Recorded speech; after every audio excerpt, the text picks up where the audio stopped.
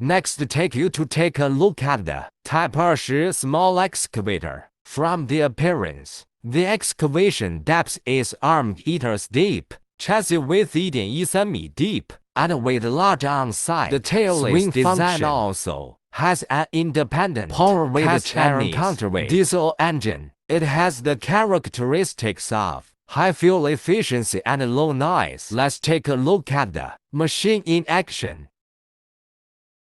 This excavator uses a numerical control throttle for precise control. This excavator is worth a try, either in use or wholesale.